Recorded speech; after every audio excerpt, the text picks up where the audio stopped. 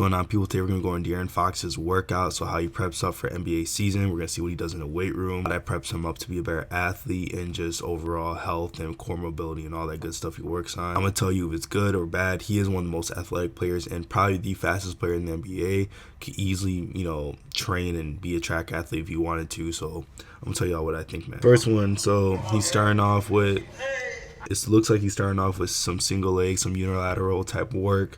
He's sitting with the med ball, tossing it back and forth, working on his balance and his unilateral stability, ankle stability, all that good stuff. That's a great way to warm up. This is really just a good exercise in general.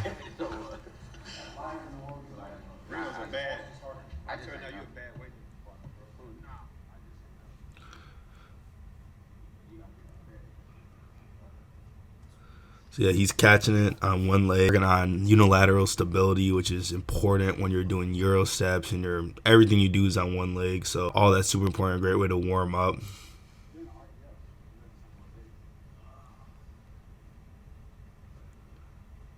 Oh yeah, and they're adding the RDL to it, so just kind of warming up with some full range of motion, getting the hamstrings activated, the quads, all that good stuff. It's actually a warm up right there. Okay. Then it's kind of like a farmer's walk, but it's overhead. That's solid. Definitely going to activate the entire body, get your core activated, get your shoulders, your obliques kind of going. Got some hip extension type things, so get that hip hinge early in the workout, kind of get your hip extensors firing and prepped. It's even good for jumping and sprinting because you're going to obviously, get some extension through the hips, which is used in almost like any athletic movement. Some more kind of some spine work, it looks like, or they look a little confused. Oh, okay, this is hip hinge too. I was like, I don't know what they were trying to do. I was gonna say, yeah, this one was a workout itself. This is good stuff though. So that's because most people can't even balance on one foot. So that's why once you start getting to the point where you master 1 foot balance, which is going to strengthen your ankles like crazy, then you can get to a point where you can start carrying, weight with it and trying to catch and throw it back and work on like eccentric, RFD and all this type of stuff that's valuable for sports. Let's try to see if we can get into this, like a little more of this workout because he's still warming up. Okay, here we go. So first thing they get into, come on, bro. All right, so that first thing they're getting into is them trap bar deadlifts. Yeah, I was gonna say it's probably a warm up. Then it's kind of like an ab wheel type machine, getting your obliques fired, activating the T spine, all that good stuff. This is with the Kings strength and conditioning coach. Okay, it's pretty fire.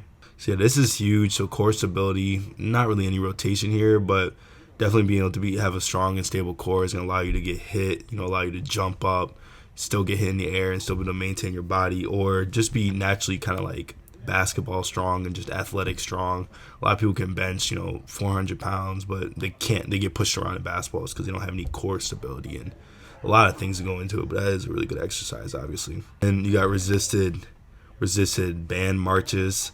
This is huge. This is good for learning like horizontal force development, learning how to apply force backwards, because most movements you're doing, even though you're vertical, you're in like a vertical plane, you're still pushing backwards even though you're fighting straight down.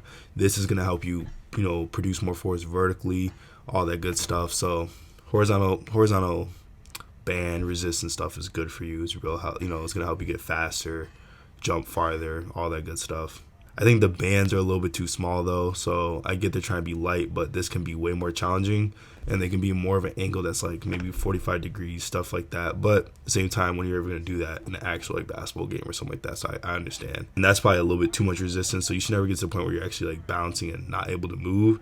You're not digging to the ground like a sled march. You're just flat out just kind of walking, kind of getting those shin angles down, trying to become a little bit better, applying force horizontally. They also have horrible form, just like arm mechanics and stuff like that. But I mean, they are basketball players, but for like an NBA coach over there, I think he could at least teach them like some basic type stuff. And it's definitely not explosiveness. It's actually probably unilateral strength. I wouldn't say this doesn't really make you explosive or anything. Just gets you strong in like angle specific positions and stuff like that. So yeah, more trap bar deadlifts. He's starting to go a little bit heavier.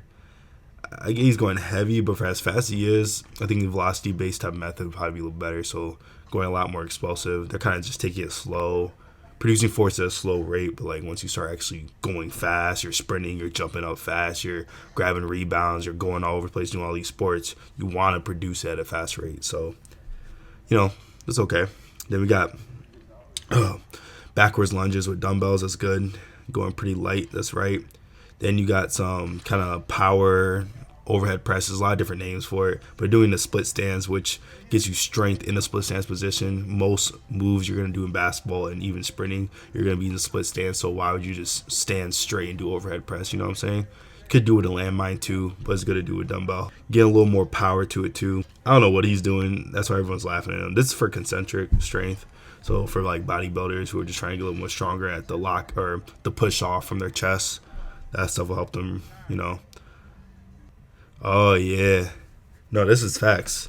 And he knows that too. So yeah, this is gonna really strengthen your core, strengthen your overall just body, give you like total body strength and overall kind of like basketball strength. So a lot of people, like I said, they bench, they can squat forever, but they get pushed around because their whole body cannot, walk around with the weight they got going on, push around with the weight going on, stabilize in the midsection. So when you work that entire body and then walk it through with some extra weight, you're just going to be a way stronger athlete in everything, football, basketball, whatever you do. But yeah, that's pretty much it. Scroll back a little bit to see if there was anything else. They're going to go to NBA stuff. I'm not going to talk about that skills training, but, really solid workout, working on unilateral stability, vertical force production, some explosive stuff, some horizontal angle specificity. Really solid workout. Definitely anyone can do this, get a little bit better. Definitely could improve on some things, maybe like the velocity of it. But if you guys enjoyed, want me to do more breakdowns of these NBA elite athlete workouts, I will. Let me know. See y'all later. Deuces.